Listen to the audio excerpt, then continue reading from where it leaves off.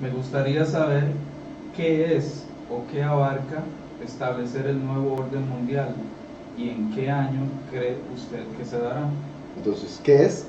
El nuevo orden mundial es básicamente una nueva forma en la que la élite del mundo, los que tienen el control a través del dinero de los bancos mundial, del Banco Mundial y de los bancos de casi cada país en el mundo, solo faltan como 5 países por llegar a controlar a estos que muchos llaman Illuminati, son los que tienen control del mundo y están tratando de establecer, repito, una nueva forma de controlar el mundo en la cual ellos tengan el control absoluto, hayan podido limitar los derechos de la sociedad y hayan bajado la población a un número controlable para que esta población, las masas, trabajen simplemente para mantenerlos a ellos donde están en la cúspide de la pirámide que es el símbolo principal del Illuminati, es por eso que aparece por todo lado, donde ellos tienen control y si uno se pone a ver, si pone atención, verá este símbolo por todo lado junto con el símbolo del ojo, que todo lo ve, que está encima de la pirámide,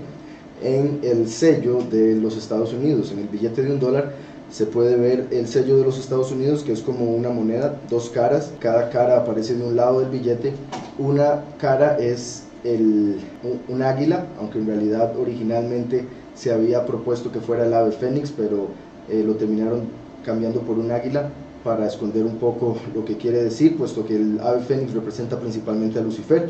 Por otro lado, el águila siempre ha sido el animal usado para representar imperios o pueblos que han querido siempre el mal y han buscado controlar al resto del mundo, como Amalek, que desde el inicio vino al mundo a tratar de destruir al pueblo de Israel, el pueblo escogido.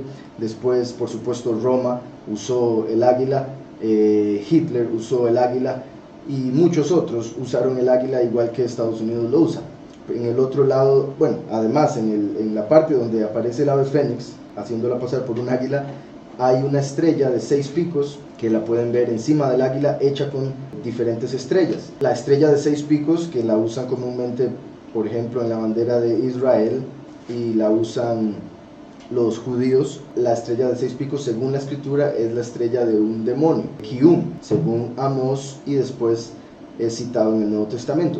Entonces, esa estrella está en el sello de los Estados Unidos sobre el águila, además de las alas, las plumas que tienen cada ala, representan los dos niveles más elevados de la masonería, que es una de las sociedades secretas a través de las cuales el Illuminati controla muchas cosas en el mundo, y tiene unas flechas que representan las fases con respecto al fascismo, y también hojas de olivo que representan la paz. Entonces representan que ellos tienen el control sobre la guerra y la paz en el mundo, y eso lo hemos visto, puesto que ellos son los que deciden, ¿verdad?, dónde bombardear o quiénes pueden tener armas nucleares, aunque a veces lo inventan para poder ir a invadir algunos países. Entonces, esa es solo la mitad de un sello, y de hecho tiene más símbolos que ahorita no los estoy mencionando.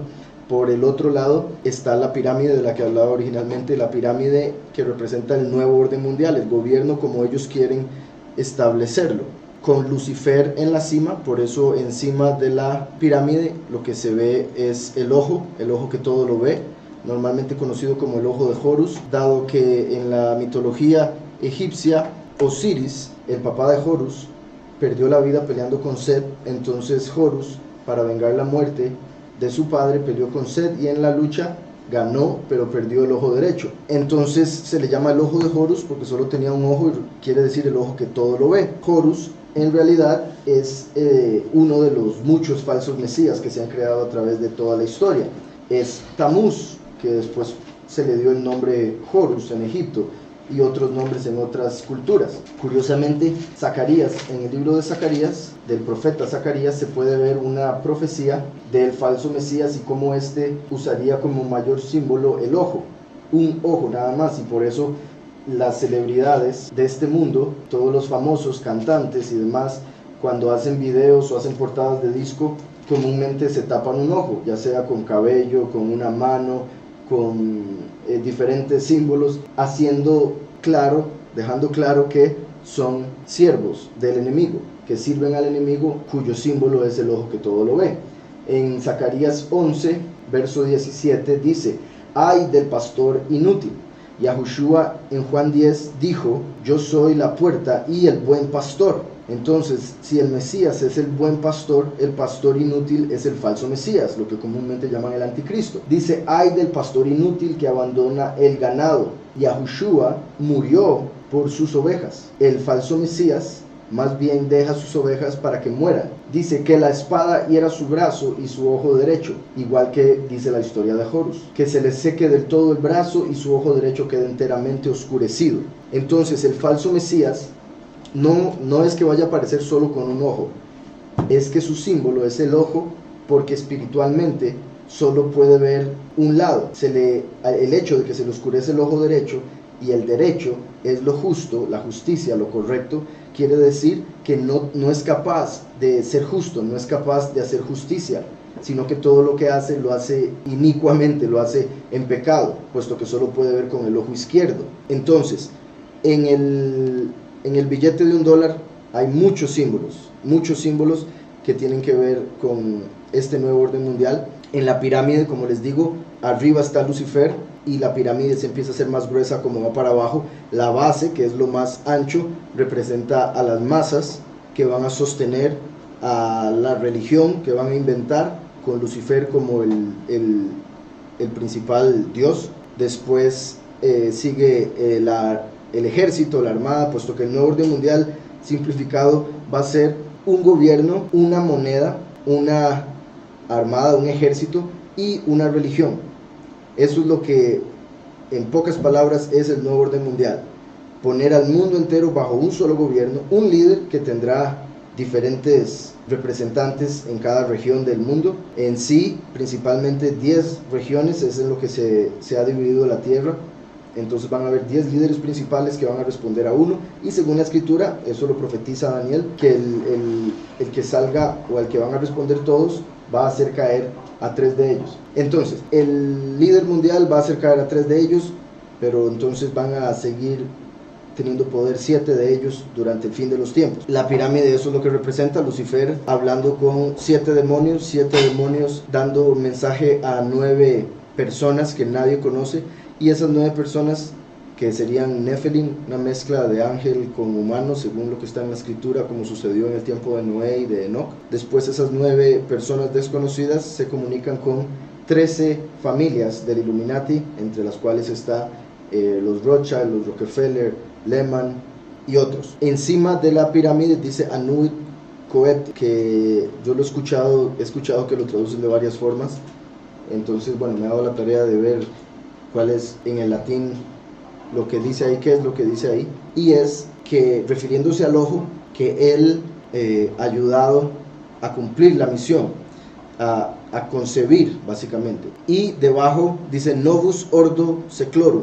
Novus es nuevo, Ordo es orden, Seclorum es secular. Entonces, Novus Ordo Seclorum, lo que dice debajo de la pirámide, que está en el billete de $1, es nuevo orden mundial, nuevo orden secular. Entonces, lo que dicen con el Anuit Coeptis, que está encima, es que el ojo ha ayudado para concebir el nuevo orden mundial, que está representado por la pirámide. Entonces, creo que la primera parte se responde con eso, ¿verdad?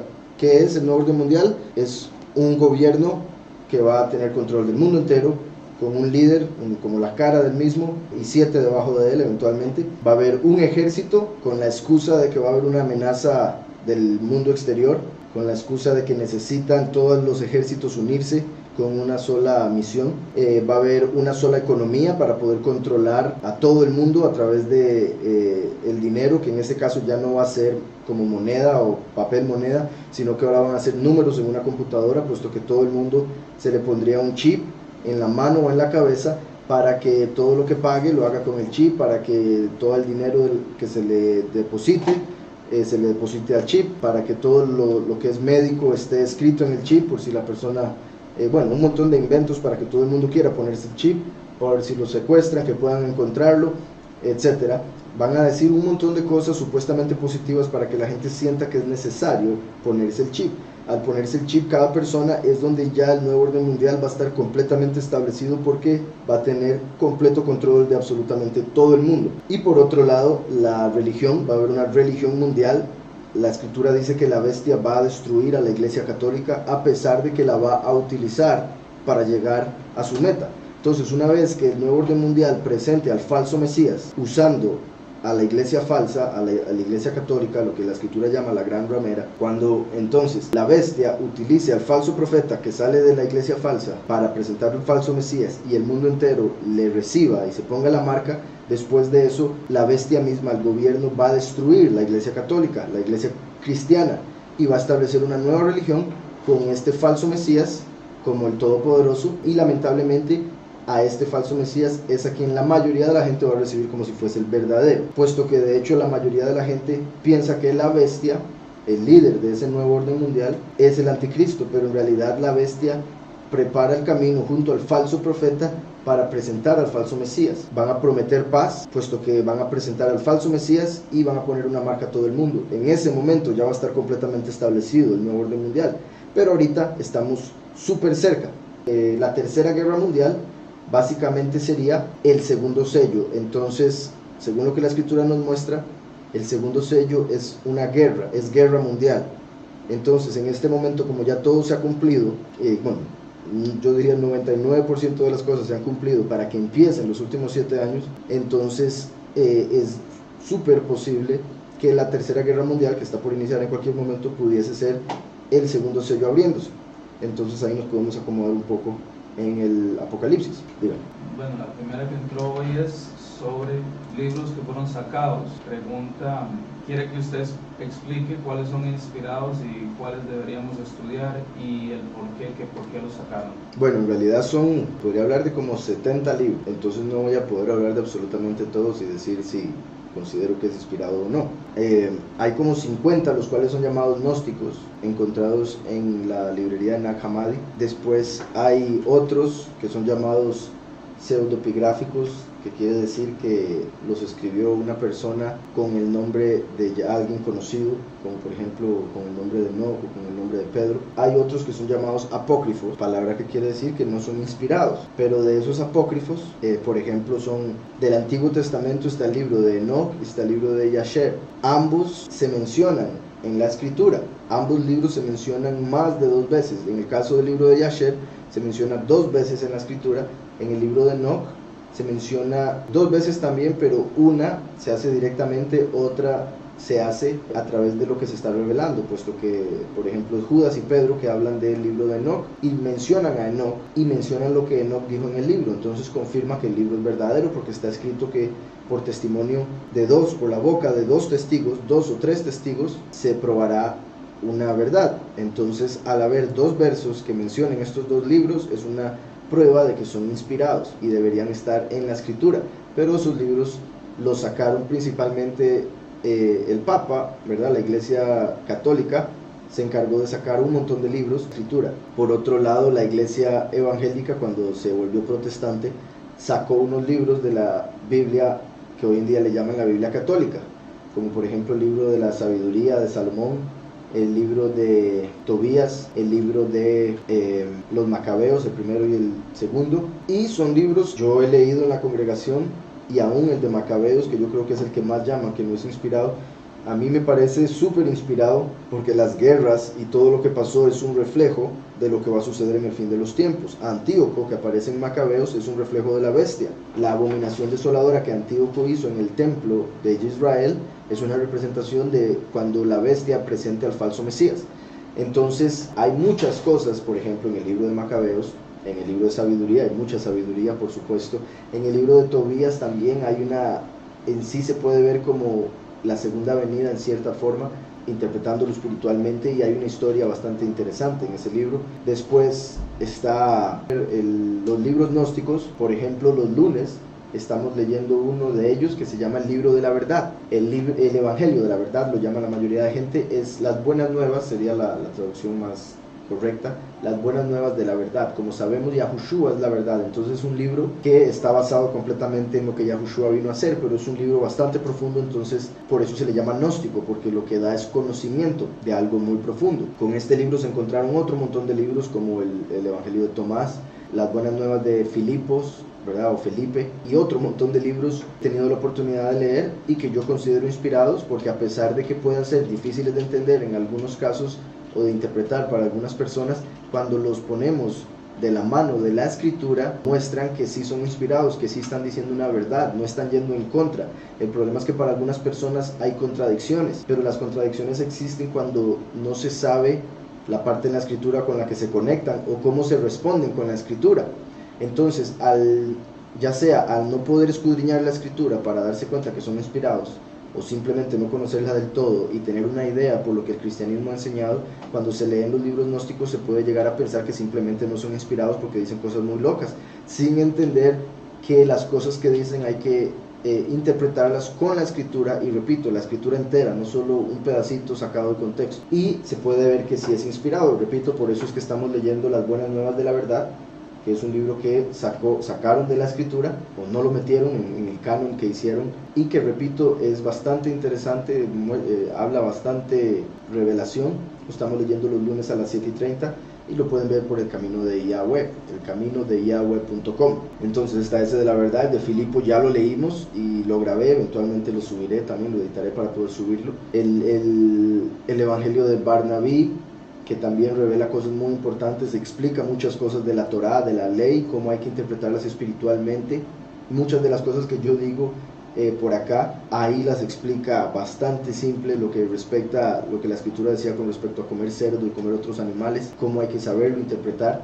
Y ese libro, el libro de Barnabé, lo explica de una manera bastante simple de entender y directa. Entonces, como le digo, hay muchos libros. Lo que hay que hacer es leerlo. O sea, si alguien no ha leído la escritura completa, no debería estar leyendo esos libros, porque primero debería tener una buena base, porque todos esos libros vinieron después, a menos de que sea el libro de Yasher y el libro de Enoch. En el libro de Yasher vienen muchas cosas que no aparecen en el Génesis, y es bastante interesante. O sea, mi punto es, lo pueden leer, pero sería un poco ilógico leer todos esos libros que vinieron después antes de leer lo primero, antes de leer el Génesis, antes de leer el Éxodo, el Levítico. Entonces, también antes de leer el Nuevo Testamento, es un poco ilógico pasar a los libros gnósticos, simplemente porque son prohibidos por la iglesia o porque están escondidos. Yo sé que lo escondido y lo prohibido es muy llamativo, pero puede llegar a confundir a una persona si no entiende las bases de la escritura, y por eso es que hay montones de religiones diferentes de la nueva era y paganas y gnósticas basadas en esos libros, sin basarse en la escritura. Entonces, al no conocer la escritura, hay gente que crea doctrinas falsas usando esos libros, y ese es el problema. Y es lo mismo que se ha dado también con el conocimiento de la Cábala, que lo han usado para hacer un montón de maldad o de sectas y hasta brujería. La brujería más poderosa, de hecho, es la judía, y es por ese conocimiento que han adquirido basado en el alfabeto hebreo, por ejemplo, que de hecho la palabra abracadabra viene del hebreo, viene de la Cábala, y lo que quiere decir es a como hablo, creo, dando a entender que las palabras crean una realidad. Pero repito, como los impíos agarraron el conocimiento para empezar a hacer el mal, se llegó a conocer esa palabra como algo que tiene que ver con la magia. ¿Qué haría Yahweh a la tierra después de la revelación? Me imagino que se refiere qué es lo que va a pasar con la tierra después del Apocalipsis, puesto que el Apocalipsis es el griego de revelación, y por eso al libro del Apocalipsis se le llama revelación en inglés, The Book of the Revelation, y en hebreo Hitgalut, que también quiere decir revelación. Normalmente la gente piensa que Apocalipsis quiere decir destrucción, fin del mundo, pero a pesar de que en el libro de la revelación, conocido como el Apocalipsis, se habla del fin de este mundo, Apocalipsis lo que quiere decir es revelación. Entonces es que Yahweh nos está revelando algo que va a pasar, y está revelando cómo va a iniciar lo que viene, porque lo que está por suceder es simplemente una renovación. Yahweh se va a deshacer de todo lo que no sirve, de todo lo malo, de todo lo temporal, para poder vivir en una realidad perfecta, eterna. Entonces Yahweh, lo que vemos en el Apocalipsis, en resumen, es, como ahora dije, ¿verdad? Son 7 años el fin de los tiempos. Apocalipsis del 1 al 4, del 1 al 5 en realidad es una introducción a lo que está por suceder, a lo que pasó con Yahuhanan, a quién es Yahushua, a quién envía Yahushua en su segunda venida, cómo es el cielo, en el sentido de la visión que está viendo Yahuhanan, cómo está acomodado, quiénes están ahí. En el 6º capítulo empiezan los sellos, o sea, inician los últimos 7 años. Después de los sellos siguen, en el capítulo 7 se mencionan los 2 grupos de personas. Ya después de que empezaron los últimos 7 años es donde se empieza a separar a los pocos de los muchos, a los que creen, de los que no solo creen, sino que también confiesan a Yahushua como soberano, puesto que está escrito que es un mandamiento que hay que creer en el nombre del Hijo, porque hay solo un nombre dado a los hombres a través del cual podamos ser salvos, y a Él le fue dado el nombre, que es sobre todo el nombre. Entonces debemos creer en su nombre, confesarlo, porque la salvación viene a través de la confesión, la justificación viene a través de la fe, porque con el corazón se cree para justicia, pero con la boca se confiesa para salvación. Entonces por eso en el capítulo 7 se hace una separación de los pocos y los muchos, los que van a ser trigo y los que van a ser uvas. Por eso de una vez se menciona la gran tribulación y cómo muchos van a salir de la gran tribulación. Esas son las uvas, porque las uvas para hacer vino hay que estriparlas. Entonces por eso hay muchas personas que van a entrar como vino, porque muchos son llamados, pocos los elegidos. Después del 7 viene el 8, es una explicación de algo que sucede con Yahuhanan. En el 9 empiezan las trompetas y se empiezan a dar unas plagas en el mundo. Después sigue adelante y siguen los 2 testigos. Después sigue la bestia, la lucha que se va a dar en el cielo de Micael con Lucifer para sacarlo del cielo. Después Lucifer va a caer en la tierra haciéndose pasar por el falso Mesías, lo van a aceptar, va a ponerle una marca a todas las personas que lo adoren, y a los que no lo adoren los mata. Después de eso hay 3 años y medio de plagas sobre este mundo. Al final Yahushua baja con sus escogidos a pelear en la guerra de Armagedón, destruye a los impíos, se establece ya oficialmente el reino de Yahweh sobre la tierra durante un periodo de 1000 años en los que no va a haber pecado ni injusticia en el mundo, puesto que Lucifer, el engañador, va a estar metido en el infierno por 1000 años como prisión preventiva. Al final de los 1000 años se le va a permitir salir y él va a ir a engañar a todas las naciones por una última vez. Las naciones que sean engañadas por él van a tratar de venir a luchar contra el pueblo escogido, que va a estar reinando desde Jerusalén, pero Yahweh va a hacer descender fuego del cielo, que es la forma en que van a matar a los 2 testigos, todo parece indicar, y al destruir a todos ellos empieza el juicio final, al final de un milenio. Entonces después de que ahorita la tierra sea destruida, va a haber un milenio con los escogidos reinando sobre la tierra junto al Mesías Yahushua. Después de ese milenio empieza el juicio final. Satanás es echado al lago de fuego, la bestia y el falso profeta, el Seol, o sea el mismo infierno, va a ser echado en el lago de fuego. Entonces imagínense lo feo que va a ser el lago de fuego, que el infierno va a ir al lago de fuego, y la muerte va a ser echada ahí también. Eso es la segunda muerte. En la segunda muerte la muerte misma va a morir. A partir de ese momento todos los justificados por sus obras, por su fe, van a poder entrar al reino de Yahweh, algunos como grandes, otros como pequeños, para vivir eternamente en un mundo perfecto, que va a ser la nueva tierra y el nuevo cielo que Yahweh está preparando, o que va a crear a través de todo lo que está por darse. Con eso creo que ahí se respondió esa. Bueno, dice que si puedo hablar un poco del Arca de la Alianza, ¿quién la tiene en este tiempo? Es una muy buena pregunta. Muy buena pregunta, es una de las cosas que yo creo que mejor han escondido, y hay muchas teorías. Una, ¿verdad? Por ejemplo, unos etíopes dicen que ellos la tienen guardada en un templo, y una persona tiene que dar su vida entera para cuidarla y que nadie pueda entrar a ese lugar, que sería, ¿verdad?, representaría el sumo sacerdote de ellos, puesto que hay algunos Yahudim que se fueron a Etiopía y estos Yahudim son los que dicen tener el arca. Quizá tengan una copia, yo dudo que tengan la verdadera, por diferentes razones dudo que tengan la verdadera. Ahora podría ser, por supuesto, puesto que no tengo todos los datos con respecto a ella, no la he visto, no sé nada. Lo que sí sé es que supuestamente las personas que pasan ahí mucho tiempo se llegan a morir pronto, y eso es particular porque una de las cosas que tenía el arca es que las personas que no estaban purificadas se morían al acercarse. Entonces eso en particular sí me parece interesante, pero por el hecho de lo que es el Illuminati, y que por ejemplo Hitler anduvo buscando por el arca y otro montón de cosas, el grial, la lanza, lo que llaman la lanza del destino, y otro montón de artefactos, me extraña que los etíopes la tuviesen, puesto que ya el gobierno mundial se las hubiese quitado si fuese la verdadera. Eso es una de las cosas que más me extraña, porque si alguien la tiene, yo creo que sería el Illuminati, en algún lado escondida. He leído muchas cosas que se dice que el Illuminati tiene similares a lo que se habla del arca, en el sentido de cosas que obtienen algún poder en el mundo espiritual, y no me extrañaría que ellos ya lo hubiesen obtenido de alguna manera, además de que, como sabemos también, en las películas siempre se dan como mensajes. El Illuminati usa las películas, usa Hollywood para dar mensajes, y hay varias películas donde se muestra que ellos la tienen en su poder. De hecho, ¿verdad?, la más famosa con el arca es la de Indiana Jones, que salió décadas atrás, y se muestra, bueno, en la película, no estoy diciendo que la película sea de la vida real exactamente, pero estoy diciendo que ellos están dejando un mensaje ahí de que ellos la tienen, puesto que Indiana Jones rescata, o sea, la encuentra, se la roba a Hitler, porque de hecho era que Hitler la estaba buscando, entonces él logra llevársela de los nazis, pero cuando llega a Estados Unidos, el gobierno de Estados Unidos se la quita y no se supo nada más de ella, y la escondieron en el medio de un montón de cajas.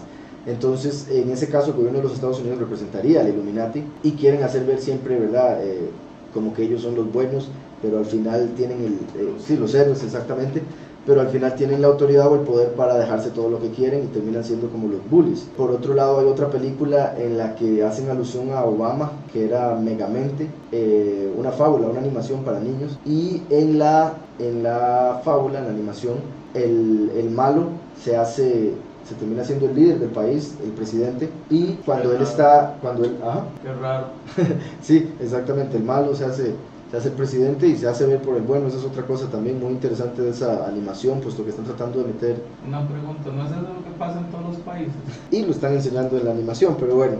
Entonces, cuando él está en la Casa Blanca, él está como celebrando que ha ganado todo, y cuando pasan una cámara por la Casa Blanca muestran varios artefactos, y entre esos está el arca del pacto. Entonces yo diría que es muy posible que el Illuminati la tenga escondida en algún lado. ¿Por qué dicen que en la luna, además de que hay una base central demoníaca, nos han ocultado muchos secretos de ella, sobre la tierra, el calendario hebreo y la humanidad? Ok, es un poco larga la pregunta. Primero, que dicen que hay una base demoníaca. Base central demoníaca. Hay dos razones por las que tal vez eso se haya dicho, o que haya escuchado eso en algún lado. Por un lado, ¿verdad?, o más bien hay suficiente evidencia de que el hombre no ha ido a la luna, entonces literalmente no se podría saber qué es lo que hay en la luna. Pero aquellos que creen que se fue a la luna y siguen todo lo que la NASA ha inventado, tienen la teoría, y por diferentes cosas que se han dicho y que la NASA ha sacado también al mismo tiempo, para programar a la gente, porque están preparando a la gente para una amenaza alienígena falsa. Entonces, parte de preparar a la gente para eso es inventar que hay un espacio al cual se puede viajar de planeta en planeta y todo lo demás, y que viajaron a la luna, que supuestamente es una esfera en la que se puede aterrizar una nave y todo lo demás, que repito, hay suficiente evidencia, yo creo que diría más que suficiente, de que eso es mentira.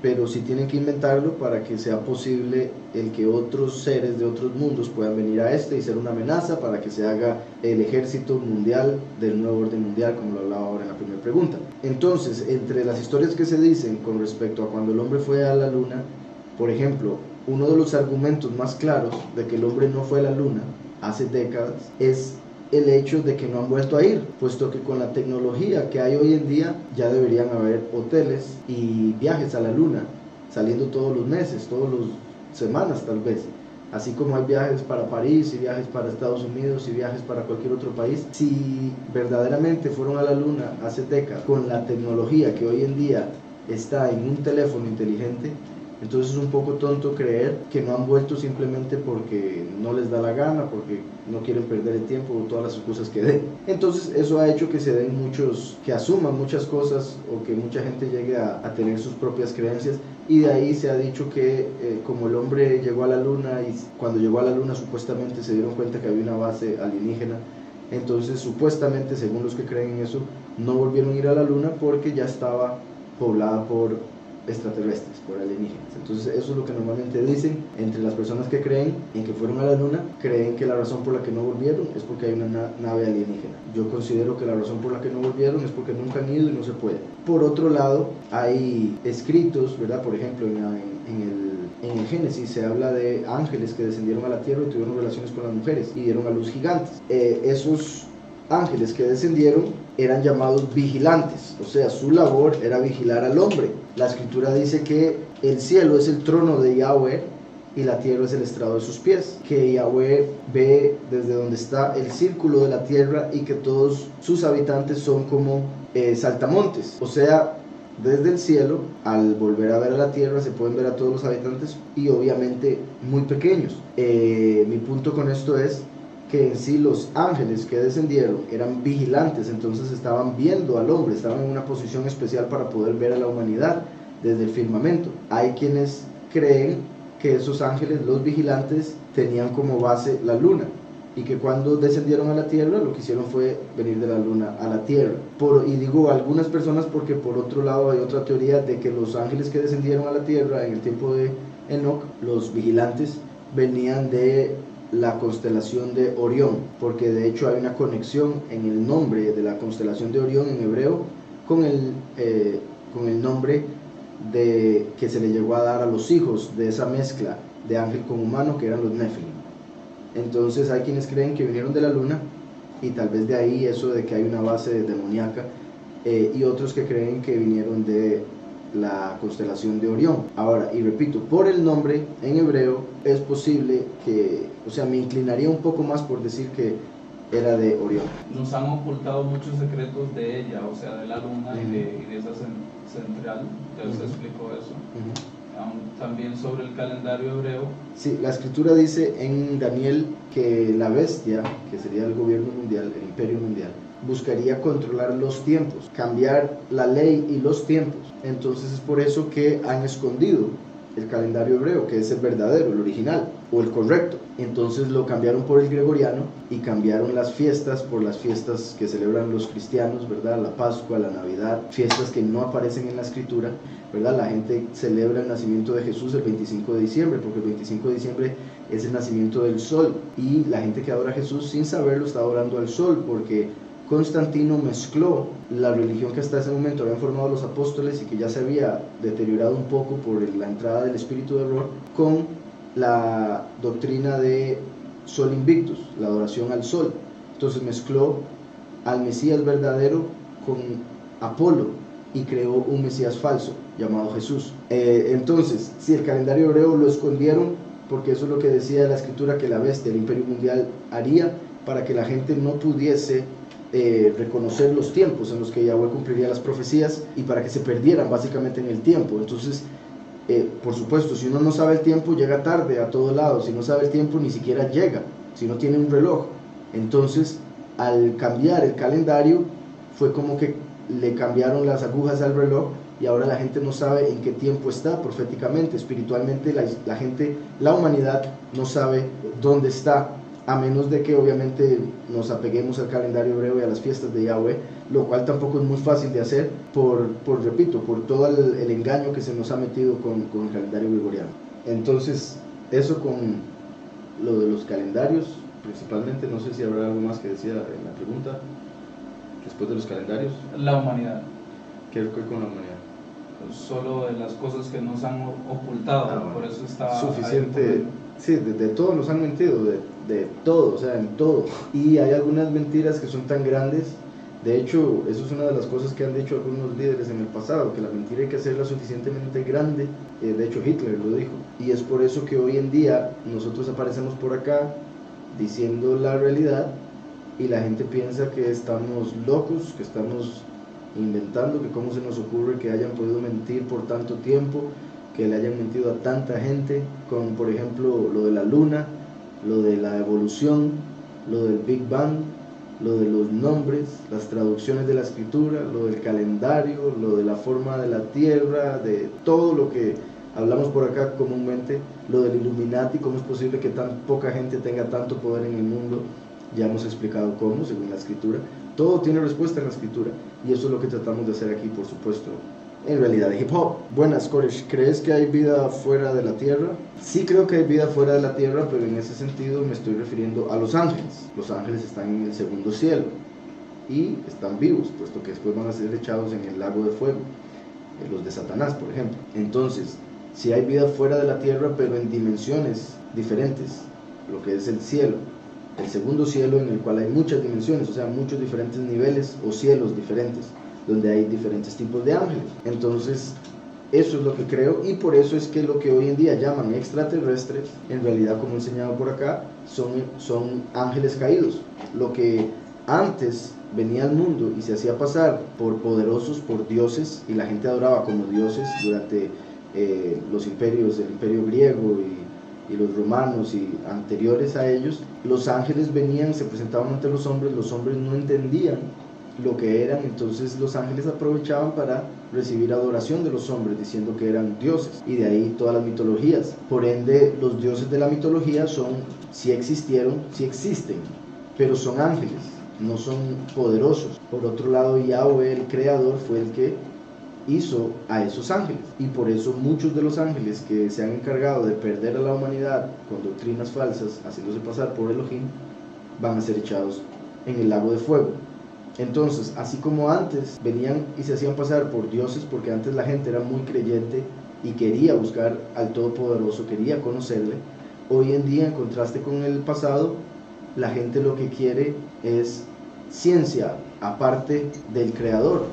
Por eso el Big Bang, la evolución y todas las demás teorías que inventaron para rechazar al creador. Entonces, y la ciencia, obviamente, esa es lo que la escritura llama en Timoteo la falsamente llamada ciencia, lo que erróneamente llaman ciencia en este mundo. Eso es lo que la gente de hoy en día quiere. Entonces, como se les ha enseñado el Big Bang y la evolución, esas dos son clave para que se crea que hay otros mundos en un espacio infinito, que, como he dicho, eso es ilógico por definición, y en esos mundos extra que hay en el espacio infinito que inventaron, se supone que sí puede haber evolucionado otras criaturas. Entonces, por un lado, la evolución ayuda a pensar que la vida simplemente se hace sola, en cualquier lado. Simplemente necesita, por supuesto, supuestamente el ambiente correcto para que la vida aparezca, lo cual es completamente ilógico, por supuesto, pero eso es lo que inventan con la evolución. Y después del Big Bang es que hubo una explosión que hizo mundos por todo lado. Entonces, en esos mundos puede haber evolucionado vida, y si pudo haber evolucionado vida, pudo haber evolucionado supuestamente, según lo que ellos dicen, antes de que supuestamente haya evolucionado aquí en la Tierra. Y repito supuestamente porque quiero dejar claro que yo no creo en eso, nada más, pero es lo que ellos creen. Entonces han preparado al mundo, y digo ellos, es en realidad la sociedad, porque el Illuminati sabe la verdad, engañaron a la sociedad, y ahora cuando uno habla de la verdad, la sociedad lo vuelve a ver a uno como loco, como que uno es el malo, sin entender que la sociedad le ha mentido. Porque, como dice un dicho, es más fácil engañar a alguien que convencerlo de que ha sido engañado, y eso es lo que está pasando ahorita. Es demasiado difícil convencer a la gente que ha sido engañada, porque el ego no permite el reconocer que por tantos años creyó algo que era falso como una verdad absoluta. Entonces, al inventar la evolución y el Big Bang, ya hay mundos en otros lados y vida en otros lados. Entonces, en cualquier momento va a haber una amenaza en este lado, y eso es para lo que están preparando al mundo. Repito, si hay vida fuera de la tierra, pero son los ángeles. Esos ángeles hoy en día se vienen y se hacen pasar por aliens, extraterrestres, pero en realidad no son extraterrestres, son les llaman intraterrestres porque hay muchas naves que cuando se ven, en realidad lo que están haciendo es metiéndose en el agua, se meten en el agua como si tuviesen bases bajo la tierra. Entonces, por eso a muchos de ellos se les llama intraterrestres, pero en realidad una mejor palabra sería extradimensionales en vez de extraterrestres. Habitan en el mismo espacio que nosotros, pero en otra dimensión. Por eso es que tienen la misma capacidad de los ángeles y los espíritus de los que se hablaban en las historias del pasado, puesto que pueden aparecer y desaparecer, pueden pasar a través de paredes, pueden hablar telepáticamente. Esas son cualidades que poseen seres de otras dimensiones, y por eso un muro no los detiene.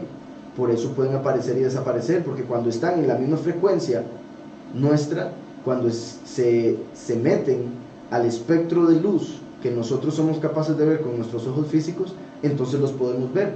Pero cuando salen de ese espectro de luz, aunque sigan siendo visibles en esa otra dimensión, para nosotros ya no lo son. Entonces los alienígenas, los extraterrestres que se presentan en el mundo y se llevan gente y les injertan cosas y están haciendo híbridos a través de esas abducciones, esos alienígenas en realidad son ángeles caídos.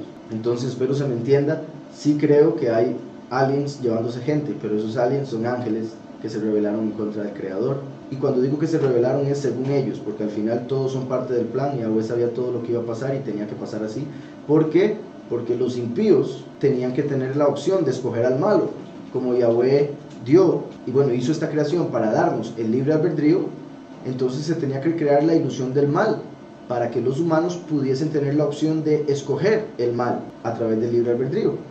Entonces por eso era necesario, y entre eso, en el mal están incluidos los ángeles caídos, los espíritus malignos, los demonios, que el gobierno adora para tener poder. Dice, mi pregunta sería esta: si los dos testigos son contados como parte de los 144,000, ya que el testigo como Moshe se une con Yahushua, ¿qué pasa con el testigo como Eliyahu después de morir? Se puede decir así como, bueno, primero, no son incluidos, porque los 144,000 pasan vivos. A los 144,000 se les regala el pasar vivos a la otra vida. Los dos testigos mueren. Los 144,000 se les viste de lino finísimo, porque son la iglesia en las bodas del Cordero. A los dos testigos se les dan ropas blancas, que son las ropas que se le dan a los que tienen que morir para después ser resucitados. Y porque en este caso el testigo como Moshe, al unirse a Yahushua, es como el esposo. Por eso es que después él, a través de lo que hace el último, desciende la nueva Jerusalén como una novia vestida para su esposo, así como la iglesia se viste para Mashiach, el primero, Yahushua. Y por otro lado, la escritura habla, Yahushua habla de... Normalmente cuando Yahushua habla, o la escritura habla de las bodas del Cordero, habla del esposo, el amigo del esposo, la novia y los invitados. Al el Mesías hablar del amigo del esposo, se está refiriendo a el testigo como Eliyahu. Dice, por ejemplo, Juan 3, a partir del 22, dice: después de esto vino Yahushua con sus discípulos a tierras de Yahudá, y estuvo allí con ellos e inmersaba. También Yahuhanán inmersaba en Enón, junto a Salim. Yahuhanán, Juan el Bautista. Porque había allí muchas aguas, y la gente llegaba y se inmersaba, porque aún no habían encarcelado a Yahuhanán.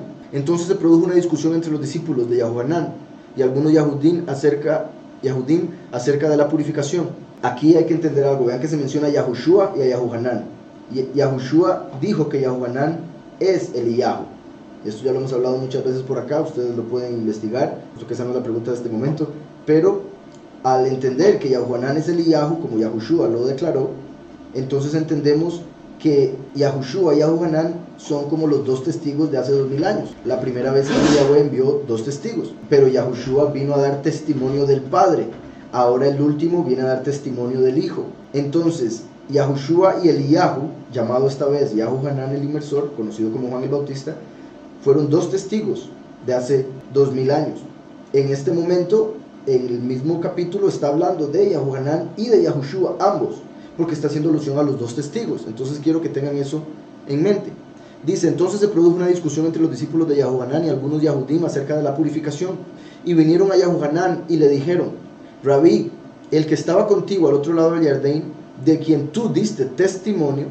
Aquí vemos que están llamando a Yahuhanán un testigo, porque dio testimonio de Yahushua, que es el soberano Mashiach. Entonces, dice, él también inmersa, y todos van a él. Según otras buenas nuevas, los que estaban inmersando literalmente eran los discípulos de Yahushua. Yahushua andaba con los discípulos y eran los discípulos los que inmersaban a la gente que venía a Yahushua. Yahushua mismo personalmente no lo hacía, pero en este momento se está hablando así porque en la cultura hebrea, bueno, por un lado, porque así tenía que estar escrito en este libro de Juan, que es el más espiritual de todos, entonces hay un mensaje espiritual a través de que no mencione que Yahushua personalmente no lo hacía, pero hay que entender en la cultura hebrea, los enviados, los mensajeros, representan completamente al que los envía. Entonces los discípulos son enviados de Yahushua, delegados de Yahushua. De hecho eso es lo que quiere decir apóstol, por eso eran los apóstoles de Yahushua, los delegados. Yahushua los enviaba como delegados para inmersar gente, y por eso en este capítulo en particular menciona que Yahushua andaba inmersando. Entonces dice, respondió Yahuhanán: no puede el hombre recibir nada a menos que le sea dado del cielo. Vosotros mismos me sois testigos de que dije, yo no soy el Mesías, sino que soy enviado delante de él. El que tiene la esposa es el esposo, o sea, el que tiene la iglesia es el Mesías. Pero el amigo del esposo, o sea, Yahuhanán el inmersor, el que está a su lado y lo oye, se goza grandemente de la voz del esposo. Vean qué importante, de la voz del esposo. Porque así como Yahushua es la palabra, la segunda venida es la voz. Así como Yahushua dijo, yo soy la puerta, se refirió a la segunda venida como el buen pastor.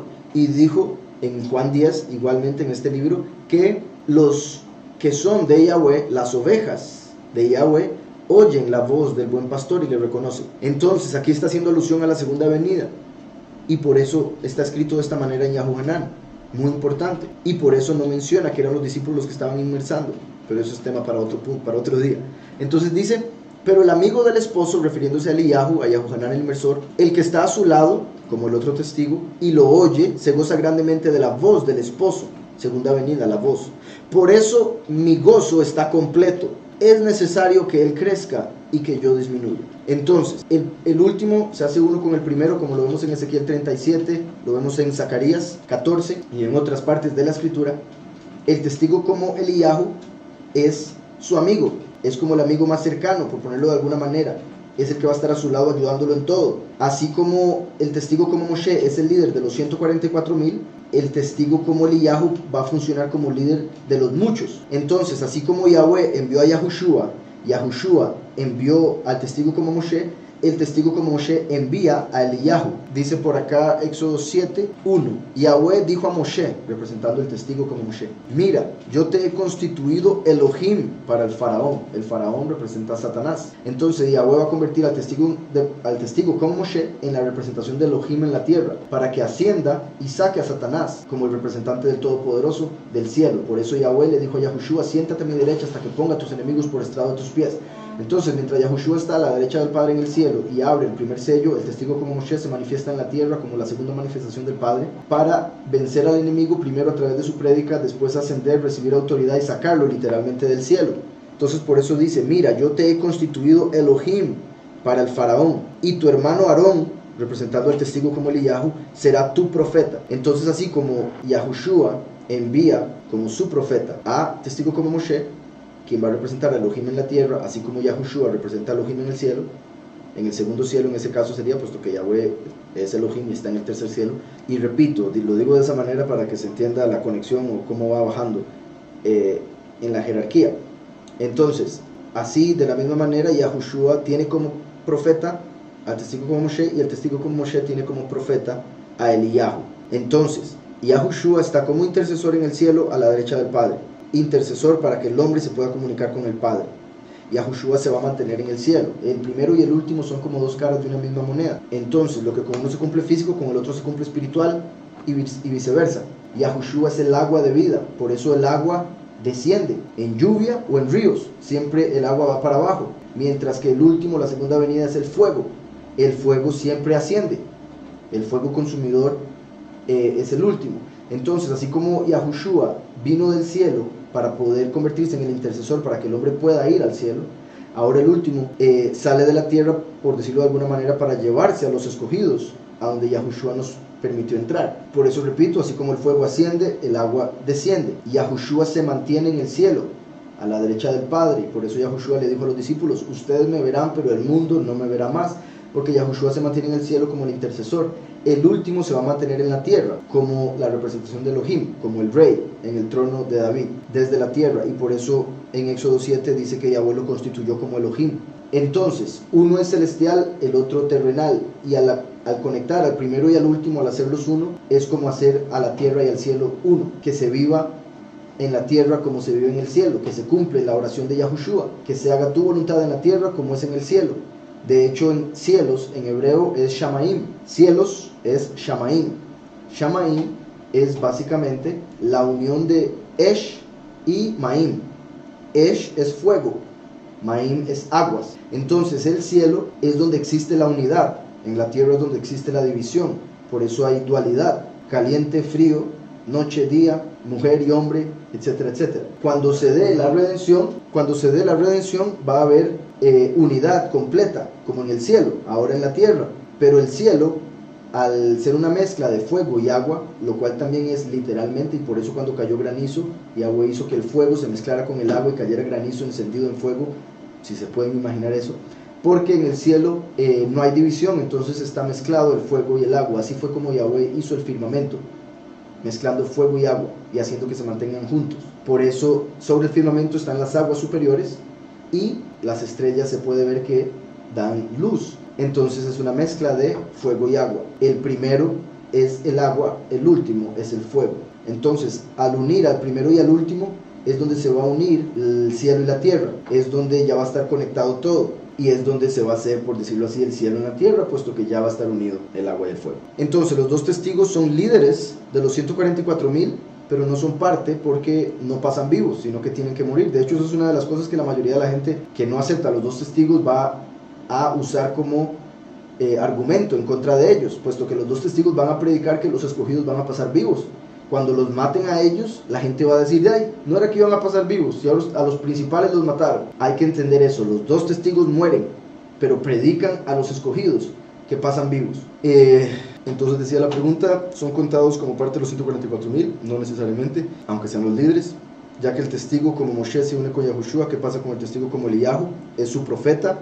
Así como Yahushua es el Kohen Gadol, sumo sacerdote en el cielo, que es el lugar purísimo, el testigo como Moshe es el rey, el Melech Gadol, el gran rey. Sería como Samuel, Yahushua y David, el último. El último tiene su profeta que es Eliyahu, que es el sacerdote. Entonces, sumo sacerdote Yahushua, testigo como Moshe rey, Eliyahu como sacerdote, como su profeta.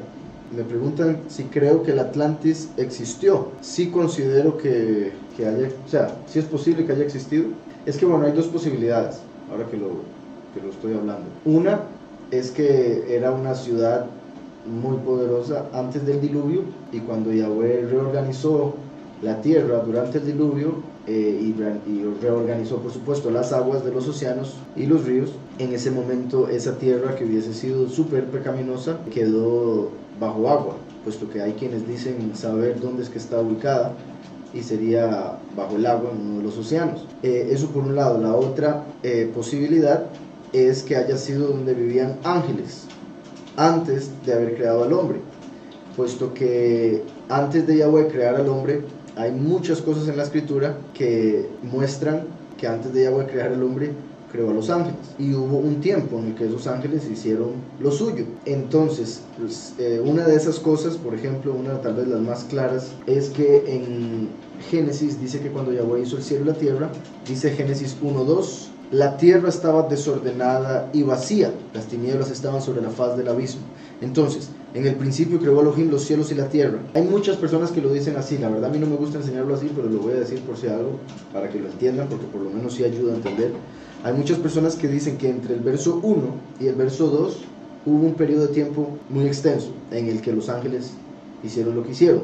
Ahora, por otro lado, yo considero que en realidad se puede tomar ya sea de esa forma como lo dijeron, o como antes de Génesis, antes del verso 1, como que básicamente el verso 1 de Génesis está refiriéndose a la creación temporal actual, la de esta tierra y de la humanidad, y por eso no da detalles de lo que hubo antes, o de lo que, como dirían otros, hubo entre el primer verso y el segundo verso. Lo que sí es interesante del verso 1 es que en el verso 1 abarca absolutamente todo lo que existe. En el principio indica que creó el tiempo. Después dice creó Elohim. En hebreo está una Aleph y una Taf, dando a entender que creó el alfabeto para poder hacer la Torá y después poder hablarla para poder hacer la creación, puesto que la creación fue hecha a través de la palabra. Pero también Aleph y Taf representa al primero y al último. Entonces básicamente en el principio creó Elohim al primero y al último, y después a través del primero y el último creó los cielos y la tierra. Los cielos representan el espacio y la tierra la materia. Entonces, según Génesis 1, Yahweh creó el tiempo, el espacio y la materia. Entendiéndolo así, podemos entonces comprender que Génesis se puede leer y entender de varias formas, como hablando, en el primer verso, del origen de absolutamente todo cuando Yahweh decidió crear, y por ende incluyendo a los ángeles. Si se habla de una manera más superficial, entonces se entendería que está hablando solo a partir de la creación de esta tierra, en la cual habitaría Adán y Eva después. En Jeremías 4:23 se está hablando de lo que va a suceder después del Apocalipsis, y dice, miré a la tierra y vi que estaba desordenada y vacía, y a los cielos, y no había luz en ellos. Entonces, ahora repito, Génesis 1:2, la tierra estaba desordenada y vacía, las tinieblas estaban sobre la faz del abismo. Entonces, en este momento la tierra está en la misma condición que como la ve Jeremías después del Apocalipsis. ¿Qué estoy diciendo con eso? Que en Génesis el Génesis nos está indicando que la tierra estaba desordenada y vacía, no porque Yahweh sea desordenado, porque Yahweh es un Elohim de orden, sino porque en ese periodo hubo un ángel llamado Samael que se rebeló y en su rebelión destruyó la tierra. En su caída destruyó la tierra y la dejó desordenada y vacía. Por eso ahora que Lucifer va a caer y se va a manifestar como el falso Mesías, llamado también la abominación desoladora, cuando caiga Satanás, Lucifer va a desolar toda la tierra. Entonces va a quedar desordenada y vacía nuevamente, como lo predijo Yirmiyahu, Jeremías. Entonces Jeremías dice que la tierra va a quedar desordenada y vacía y en tinieblas, igual que estaba en Génesis 1:2. ¿Por qué sucede lo de Jeremías? Porque cae Lucifer. ¿Por qué pasó lo de Génesis? Porque cayó Samael y por eso la tierra quedó desordenada y vacía. Entonces, para responder si creo en el Atlantis, si el Atlantis no fue una ciudad impía que existió antes del diluvio, entonces hubiese sido una ciudad en la que habitaban los ángeles antes de que el hombre fuera creado y antes de que Samael cayera. Cuando Samael cayó, destruyó la tierra y con ello fue destruido lo que sería el Atlantis. Y esas dos posibilidades, dependiendo de lo que lean o de lo que encuentren con respecto al Atlantis, se puede aplicar a una o se puede aplicar a lo otro, puesto que muchos dicen que eran aliens que vivían en la tierra antes de que el hombre fuera creado y los aliens tenían el Atlantis. Con respecto a esa teoría, en ese caso serían los ángeles, porque acabo de decir antes, los que hoy en día se hacen pasar por aliens, por extraterrestres, en realidad son ángeles caídos. Posiblemente la verdad absoluta no existe.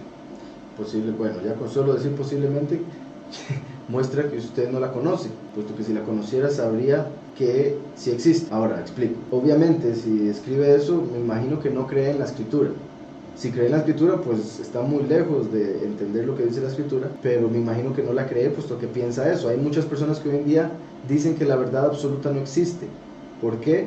Porque quieren hacer lo malo, quieren estar en el error. Entonces la excusa más simple es que la verdad absoluta no existe, porque el necio es sabio en su propia opinión. Entonces la gente que se rehúsa a buscar la verdad, a buscar la luz, a buscar al Padre, lo que termina haciendo es rechazándolo como si no existiese, simplemente porque no tienen otro argumento. La verdad es absoluta, o sea, por definición, o una cosa es blanca o es negra. 2 más 2 es 4, no es 3 en algún país, no es 3 para alguna cultura. 2 más 2 es 4, punto. La verdad es absoluta por definición. Lo que no es absoluto es la imaginación. Entonces, el problema es que la gente se deja llevar por la imaginación de su corazón, que es perverso sobre todas las cosas, y termina pensando que no hay verdad absoluta. Entonces esa es una de las mentiras de Satanás, para que la gente diga que la moral también no es absoluta, ¿verdad? Un hombre le pueden gustar los niños y no importa, esa es su verdad, para él está bien, aunque para usted esté mal, entonces hay que respetarlo, hay que tolerarlo. Y un hombre le gusta violar mujeres, entonces para él eso está bien. Un hombre mata, para él está bien, entonces está bien. Mentira. La verdad absoluta es una y fue personificada, fue encarnada hace 2000 años como Yahushua el Mesías. Por eso Yahushua en Juan 14:6 dice, Yahushua le dijo, yo soy el camino, la verdad y la vida. Nadie viene al Padre sino por mí. Entonces, ¿cuál es el camino de hacer las cosas? De la forma verdadera, o sea, la correcta. Yahushua es la verdad absoluta y por eso Él es el único camino al Padre. Y por eso Él es la vida, porque todo aquel que no le acepta está muerto, aunque ande respirando en este mundo que es temporal y es una ilusión. Entonces es una ilusión que está vivo. Si no tiene la verdad, si piensa que la verdad no es absoluta, quiere decir que está en el error. Entonces no está vivo, está ciego, está sordo y no puede entender. También dice que hay que tener en cuenta que su camino está bien para usted, pero tal vez no para mí. Eso significa que lo que yo hago y creo también está bien, aunque sea diferente a lo que usted opina. Ok, acaba de confirmar lo que yo dije. Ok, después sigue y dice, pero para mantener el balance hay que tener algo claro, lo cual es no hacerle daño a nadie. Okay. Esa es la ley supuestamente, ¿verdad?, del satanismo.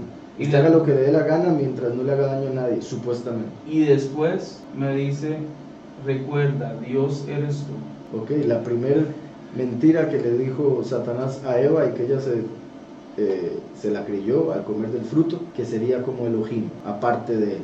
Entonces eso muestra de dónde viene esa enseñanza de que la verdad no es absoluta, viene de Satanás mismo, ahí está clarísimo. Y el mismo caballero lo acaba de decir, que lo que él haga está bien si él lo ve bien, siempre y cuando según su punto de vista no dañe a otro. Y repito, su punto de vista, porque como dije ahora, a un hombre, bueno, también se dan las mujeres, pero es muy raro, la mayoría de pedófilos son hombres y la mayoría de pedófilos son homosexuales. Si un hombre, y de hecho aquí vieras qué colerón, voy a mencionarlo ya que me metí en ese tema tan asqueroso, hay una imagen que se empezó a hacer viral, bueno, por lo menos entre los que estudian de esto, de un libro que ya sacaron en Estados Unidos para enseñarle a los niños, básicamente, a que está bien tener relaciones con adultos. Aquí está diciendo que no tergiversé el comentario y pregunta que si la invitación que le estoy haciendo a defender su punto, que si es verdadera. Vean cómo él mismo dice, es verdad eso, pero si no hay verdad absoluta, ¿cómo usted puede esperar que algo sea verdaderamente verdad si no es absoluto? O sea, ¿cómo usted puede confiar aunque yo le diga que es verdad si no hay verdad absoluta? Mi punto es, o es sí o es no, que si Pim dijo que podía venir a defender su punto, o sea, que sí podía venir, y usted pregunta, pero es verdad, si no es verdad es no, entonces la verdad es absoluta, porque es o sí o es no, así de simple. Entonces, como decía, ahora, este hombre dice que mientras no se haga daño a nadie, no es malo hacer lo que le dé la gana a la persona. La gente que comete actos de pedofilia piensa que no le está haciendo daño a nadie, piensa que le están haciendo un favor al niño, que lo están ayudando a desenvolverse en el mundo del sexo y en este mundo y a arreglar sus confusiones y todo lo demás. Entonces usted me va a decir que usted estaría dispuesto a darle a su hijo, si es que tiene uno y no creo, a un pervertido sexual para que él le enseñe de sexo. Si para él no es malo, entonces para usted tampoco debería ser malo, según su teoría de que no hay verdad absoluta. Dice Christopher Bejarano, dice, ¿qué opinas de Buda? Yo sé que él no se supone se ha visto como un dios, pero así es. ¿Qué opinas de esto también? Lo mismo que de todo falso mesías, Buda se incluye como un falso mesías o como un falso Elohim, un falso dios que adoran hoy miles de personas. Y el problema es que, de hecho, el budismo fue fundado basándose en el hinduismo.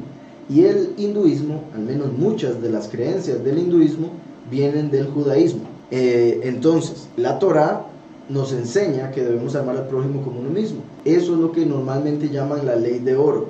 Y obviamente esa es la ley de oro porque así se cumple la Torá entera. Pero el problema es que cuando alguna religión da la regla de oro como parte de su enseñanza, lo cual obviamente es positivo, eso no estoy diciendo que no, todo el mundo que trate a su prójimo como usted mismo está haciendo bien, pero después lo mezclan con un montón de falsedad, como por ejemplo la idolatría, ¿verdad? Yo no conozco un budista que no tenga un Buda en algún lado en su casa.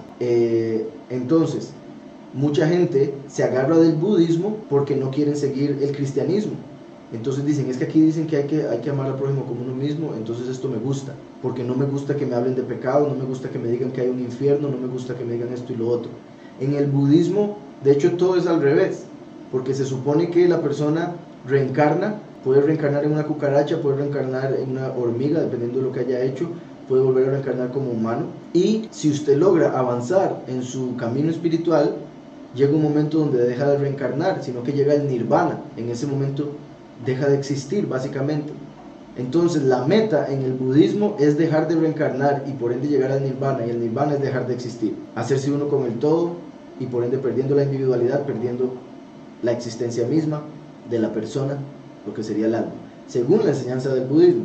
Entonces es completamente ilógico en el sentido de lo que buscan, y va en contra de la escritura, por supuesto, y por eso repito, hay mucha gente que se agarra del budismo porque está en contra de la escritura, y ni siquiera está en contra de la escritura, está en contra de la iglesia cristiana en muchos casos, porque nunca han leído la escritura, simplemente juzgan la escritura por lo que le han dicho desde los altares, desde el púlpito. Y también el budismo es, hablando de ese tema otra vez, normalmente es una religión, una creencia que siguen muchos homosexuales. Y repito, creo que es debido, en algunos casos, no en todos por supuesto, debido a que como en el cristianismo, en la escritura, se habla en contra de la homosexualidad, obviamente no buscan eso. Hay algunos que lo hacen y obviamente lo hacen en pecado, pensando que no importa, o yendo a una iglesia cristiana donde aceptan la homosexualidad, por ende alejándose de la escritura, por supuesto.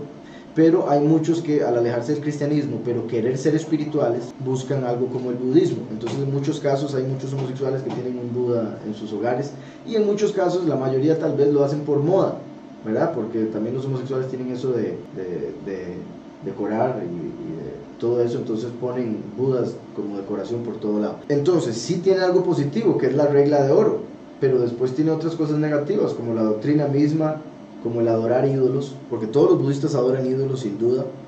Que pregunta sobre el gatito que mueve la mano en todos los super chinos. Sí, ese es otro ídolo, ese es un ídolo que usan para atraer dinero, entonces la mano se supone que está atrayendo la fortuna. Y muchos otros animales que usan, o ídolos que usan también entre los asiáticos. Por eso es muy importante, cuando coman chino, orar por la comida para que la purifique, como dice Romanos 14, porque la comida que hacen en los restaurantes chinos la ofrecen a los ídolos, y la escritura nos manda a orar por ella. Además de orar, también saber que esa comida Por supuesto, sí, que sabe deliciosa tiene un montón de glutamato, lo que llaman sal china, por eso sabe deliciosa, porque es un potenciador de sabor por excelencia, y que al final da cáncer. Eso también, la verdad hay que decirla. Esa es una verdad también, que el glutamato da cáncer. Eso es una verdad. Esta pregunta yo ya la respondí, estoy hablando a Mau. Voy a leer todo lo que escribió Mau y después respondo. Esta es una de las preguntas que me gusta tener demasiado cuidado cuando la respondo. Dice, ¿qué hay de cierto en que la Tierra es plana y que la NASA muestra imágenes alteradas como la que hacen de los planetas? Yo soy ateo, no creo en ninguna religión. Para mí eso es un invento de un sistema para manipular el mundo, mantener una falsa esperanza de salvación, me imagino, ¿verdad? Y después dice Mao, como creer en un libro como una piedra divina escrito hace miles de años, el cual es una compilación de libros sumerios y fue quitado muchos el compañero no se está tomando el tiempo para escribir, entonces hay cosas que cuestan leerlas. Que con respecto al testamento de Judas, el testamento de Judas, que ahora de hecho se me olvidó mencionarlo entre los libros que mencioné con respecto a los pseudopigráficos, los gnósticos y los apócrifos, el libro de Judas es uno de los libros que metieron para tratar de enredar a todo el mundo. Yo lo he leído y no se puede sacar una conclusión de lo que el libro dice, porque hay demasiadas partes perdidas. Entonces es ilógico leer un libro donde la mitad del libro se perdió, y no es que se perdió la segunda mitad o la primera mitad, es que uno está leyendo un verso y le faltan 5 palabras, lee otro verso y le hacen falta 3, lee otro verso y falta todo el verso. Entonces es imposible sacar una conclusión de un libro que ni siquiera está completo. Es como leerse un libro y no leerse el final, no vas a saber en qué termina todo o para qué dijo todo lo que dijo al inicio. O si lee algo, solo lee el final, no va a poder entender por qué el final fue como fue si no tiene el principio. Igual que cuando los cristianos, y yo reclamo mucho esto, agarran un verso de la escritura y lo sacan de contexto, lo tuercen para dar una doctrina, lo mismo sucede con las personas que usan el Evangelio de Judas para hablar de algo, porque está incompleto. Cualquier cosa que se diga basado en el libro de Judas es sacado de contexto, cualquier cosa. Como les digo, yo lo he leído y, bendito sea el Padre, me di cuenta que lo que sea que se diga de ese libro es sacado de contexto. Entonces, por un lado, yo no considero que debería estar en la escritura, por lo que logré leer de él, no me parece que sea inspirado. Y por otro lado, si fuese inspirado, Yahweh se hubiese encargado de que estuviese completo, y no lo está. Entonces, como no está completo, es ilógico que sea parte de la escritura. Entonces, decía el compañero Mau, ¿cómo creer en un libro como una palabra divina? Es que ahora lo había leído mal. ¿Cómo creer en un libro como una palabra divina escrito hace miles de años, el cual es una compilación de libros? Eso es mentira, no son libros sumerios. Los libros sumerios son otros y son a los que se dicen que son los primeros que existieron. Eso no quiere decir que por ser primeros sean correctos, por un lado. Por otro lado, quizá el compañero está diciendo que son sumerios porque el Aleph Bet original es pictográfico. También existe el paleohebreo y ese era el mismo alfabeto que se usaba para el idioma sumerio. Entonces, igual que hoy en día se usa el mismo alfabeto para hablar inglés y español y otros idiomas, en el original alfabeto se llegó a utilizar para hablar sumerio y otros idiomas. Los sumerios vinieron con Nimrod, con los Nefilim y ese tiempo por ahí del diluvio. Moshe fue el que escribió la Torá, lo hizo en el 2448, años después del diluvio. Entonces, sí es cierto que los escritos sumerios son más antiguos, pero no por ser más antiguos quiere decir que sean correctos, por un lado. Por otro lado, no porque algo sea antiguo, como en el caso de la Torá, quiere decir que sea incorrecto también. Hay que leerlo y verificar lo que dice. Y el libro mismo se defiende. Yo no tengo que defender la escritura. La misma escritura se defiende a sí misma. Las profecías que se dan en la escritura se cumplen al 100% y así ha sido por siglos, por milenios. Todo lo que está sucediendo aquí en este tiempo fue profetizado. Todos los imperios que hubo desde Babilonia, después los medo-persas, los griegos, los romanos, todo eso fue profetizado cientos de años antes de que sucediera, de que empezara. Cuando Daniel estaba en Babilonia, a él se le reveló que vendrían los medo-persas, los griegos y los romanos. Y así sucedió, usted lo puede ver en la historia. Las profecías del Mesías, el hecho de que los animales que menciona en Levítico, como impuros o puros, menciona que solo hay un animal en todo el mundo que tiene pezuña partida y que no rumía con la comida. Moshe no podía saber eso, habiendo vivido solo en Egipto y después en Madián. ¿Cómo iba a saber él todos los animales que existían en el mundo? Fue Yahweh el que le reveló a Moshe que solo el cerdo tiene esa particularidad. Solo el cerdo tiene la pezuña partida y no rumía con la comida. Entonces hay muchos detalles, desde las profecías hasta cómo habla de la tierra. Nosotros básicamente queremos salvarnos y que usted también se salve, hermano. El yo creo, yo opino, yo veo, yo, todo ese alimento hacia el ego lo pone en peligro. Eso es todo. Nosotros nos dejamos guiar por el Padre y le hacemos caso y le obedecemos al Padre. Y nosotros quisiéramos que más personas busquen de Él para que se salven. ¿O usted no se está dando cuenta de lo que está pasando alrededor? Usted va a seguir en su yo. Se queda en su yo, va a tener problemas. Eso es todo. Nadie le está a usted diciendo cómo tiene que hacer o pensar o nada de eso. Pero es peligroso estar en el yo. Con respecto a eso que dijo, porque eso es lo que dice todo el mundo, ¿verdad? La opinión, que hay que respetar. Sí. La opinión. Yo puedo respetarlo a usted, la opinión no necesariamente, porque como siempre he dicho, si yo no sé absolutamente nada, cirugía al cerebro, cirugía a corazón abierto, ¿quién me mete a mí en un hospital dando mi opinión a un doctor de cómo debería hacer las cosas? Es obvio, ahí todo el mundo entiende. Es estúpido que yo diese mi opinión si no sé nada del tema, si no es mi rama, si no soy doctor, si nunca he abierto un cuerpo para arreglar algo de los órganos. Entonces, las opiniones, como dicen, ¿verdad? Son, hay un dicho por ahí que dice que son, no lo dice así, pero lo voy a decir un poco menos feo, son como los traseros porque todo el mundo tiene uno. Lamentablemente, el corazón engaña a todo el mundo para que piense que su opinión es la única que vale, y en mi caso yo no estoy aquí dando mi opinión, yo estoy dando lo que dice la escritura, para que las personas que creen en la escritura sepan lo que la escritura dice, para que las personas que quieren informarse de la escritura puedan informarse más y puedan aprender más y tener más conocimiento y recibir más sabiduría. Pero si una persona no cree en la escritura, yo no puedo esperar que me escuche, y no me molesta si no me escucha. Puede cambiar la radio, puede apagar y la pone después cuando me voy. A mí no me molesta en lo absoluto que no acepten lo que yo enseño, pero me parece ilógico que después por otro lado digan que nosotros estamos tratando de forzar nuestra creencia en la gente. O sea, pero entonces sí está bien que la gente venga a hablar aquí de cualquier tontera en el mundo, pero cuidado viene a hablar de la salvación, cuidado viene a hablar de la vida eterna, cuidado viene a hablar de la verdad. Porque cuando uno viene a hablar la verdad, de repente la opinión de todos es que no hay verdad absoluta. Si alguien cree que no hay verdad absoluta, no cree en el Mesías Yahushua y punto. Y si alguien no cree en el Mesías Yahushua, no es familia mía, punto. Así de simple. Y con respecto a eso de la opinión, para cerrar, dice en Proverbios 3:7, no seas sabio en tu propia opinión, sino teme a Yahweh y apártate del mal. No seas sabio en tu propia opinión, sino teme a Yahweh y apártate del mal. La gente que tiene una propia opinión aparte de lo que dice la escritura, la tiene para poder excusarse al hacer el mal. Por eso dice, déjese de propias opiniones, de opiniones propias, busque a Yahweh, apártese del mal. El apartarse del mal es inteligencia, dice la escritura.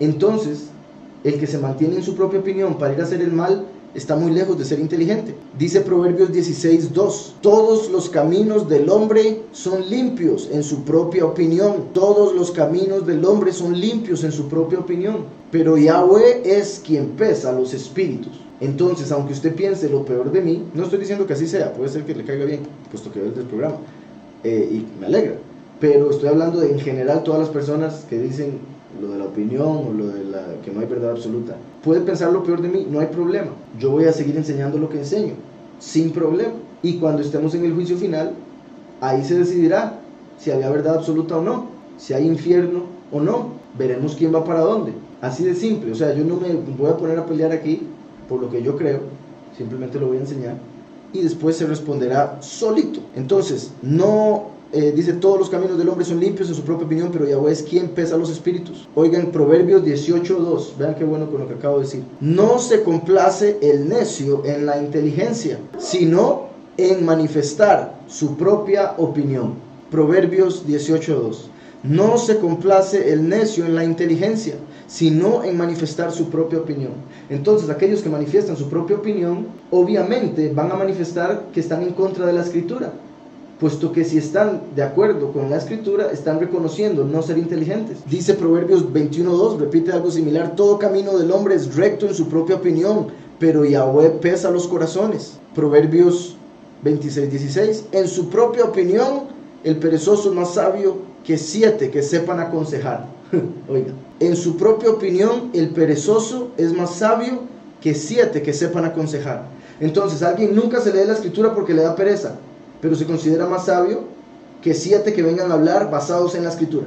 Es bastante chistoso que no creen en la escritura, y la escritura fue escrita hace tanto tiempo, pero ya la escritura como que está anunciando este tipo de comportamiento por supuesto, hace tiempo. por todo lado. Es como todo lado. Y también está escrito en el mismo Eclesiastés que no hay nada nuevo debajo del sol.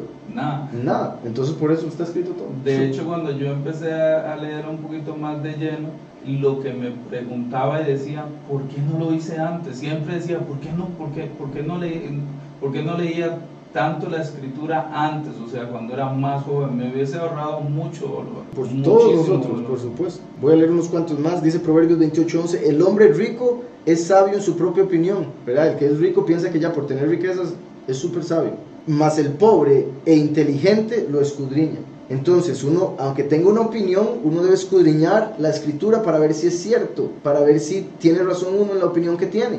Pero el rico, la riqueza lo engaña y por ende no busca en la sabiduría que el Padre dejó escrita. Dice Proverbios 30:12, hay generación limpia en su propia opinión, si bien no se ha limpiado de su inmundicia. Está hablando principalmente de esta generación, de hoy en día. Romanos 12:16 dice, unánimes entre vosotros, unánimes, o sea, en la misma verdad absoluta que es el Mesías Yahushua. Unánimes entre vosotros, no seáis altivos, sino asociaos con los humildes.